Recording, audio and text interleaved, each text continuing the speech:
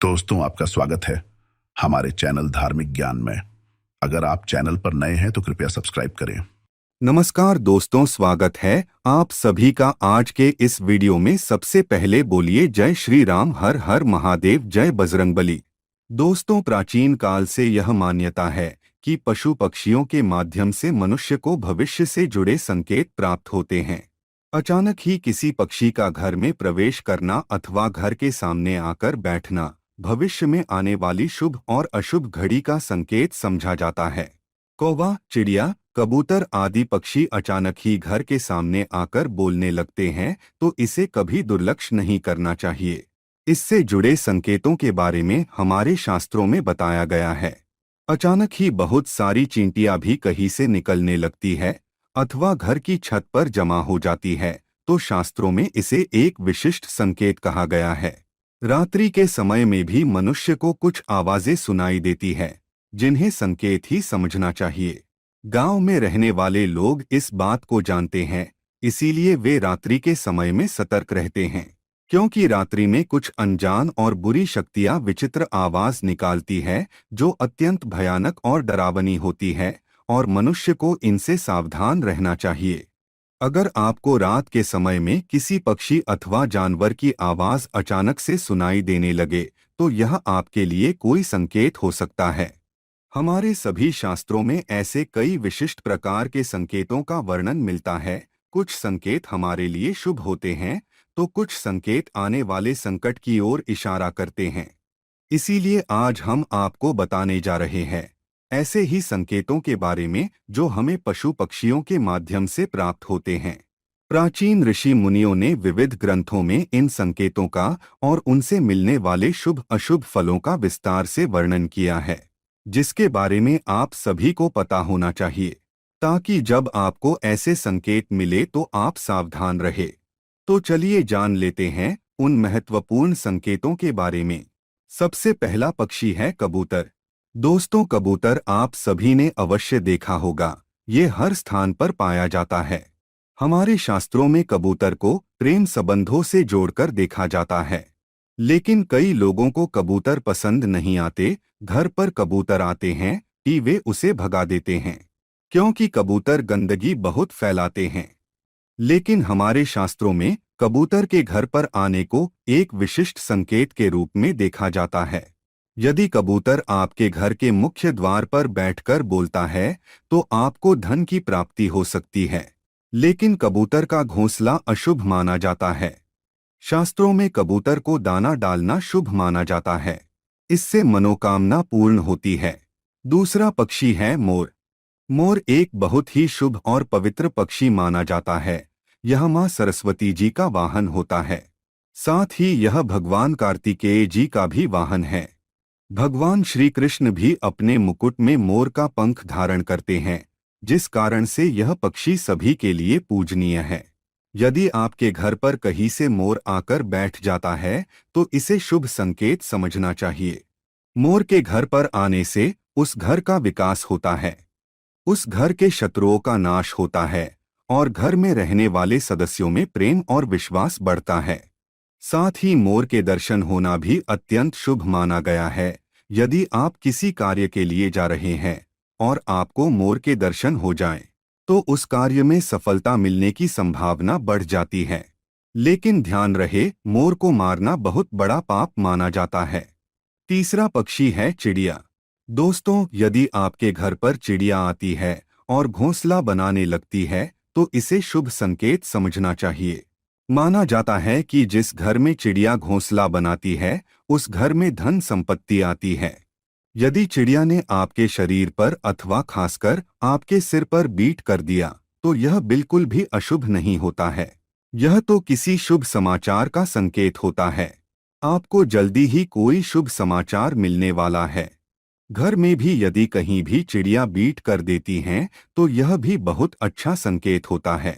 दोस्तों, चिड़िया बहुत ही डरपोक पक्षी होती है, वह जल्दी किसी के करीब नहीं जाती है।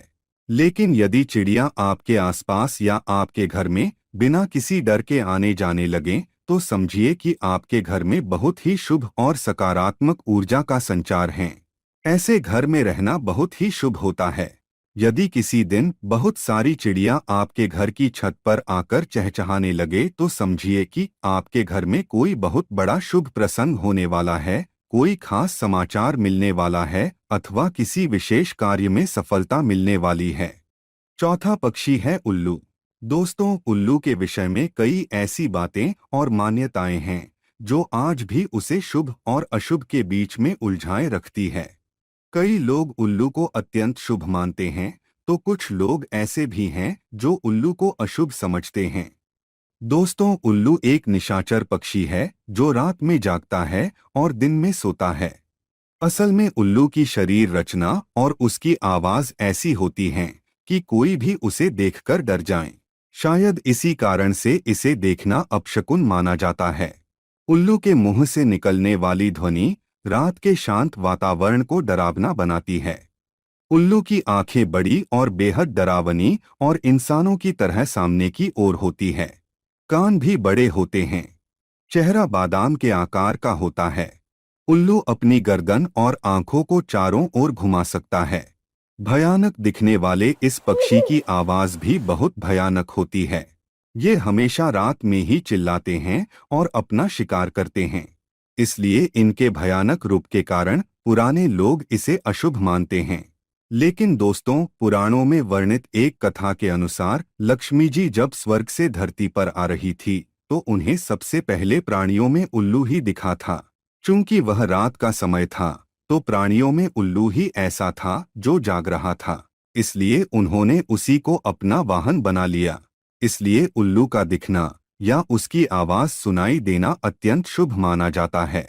पश्चिम बंगाल, आसाम और ओडिशा में तो लक्ष्मी जी के साथ साथ उनके वाहन उल्लू की भी पूजा करने का रिवाज है। कई जगहों पर माना जाता है कि यदि किसी भी गर्भवती महिला को उल्लू दिख जाता है तो यह शुभ संकेत है, और यदि उसे उल्लू छू ले तो उसकी होने वाली संतान सौभाग्यशाली होती है। इसी प्रकार उल्लू यदि किसी रोगी को छूकर चला जाता है तो उसका गंभीर रोग भी ठीक हो जाता है। यदि कुछ आवश्यक कार्य जैसे नौकरी, परीक्षा आदि के लिए जा रहे हैं और उल्लू दिख जाएं तो यह भी शुभ माना जाता है।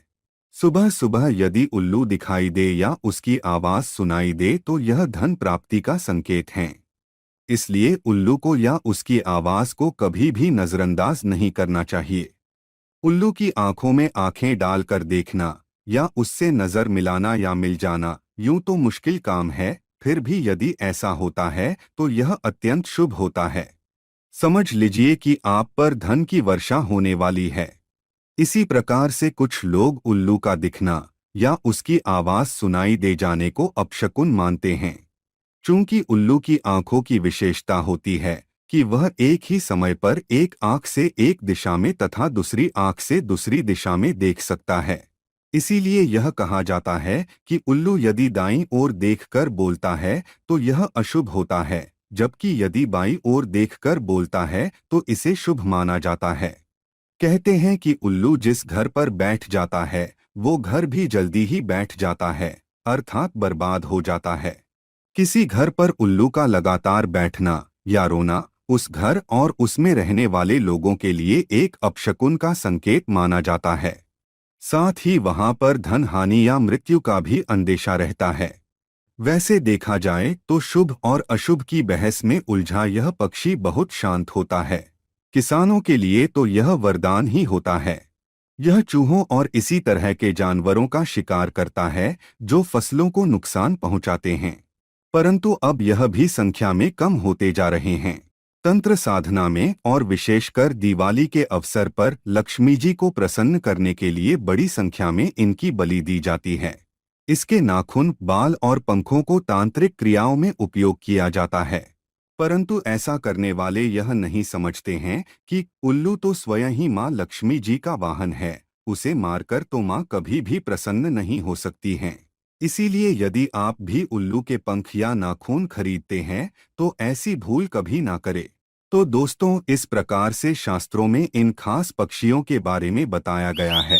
दोस्तों, अगर आज की वीडियो पसंद आई हो तो लाइक करके चैनल को सब्सक्राइब करके बाजू में बेल आइकन को जरूर दबाएं, जिससे कि आने वाली वीडियो की नोटिफिकेशन आपको सबसे पहले मिलते हैं अगले वीडियो में। धन्यवाद।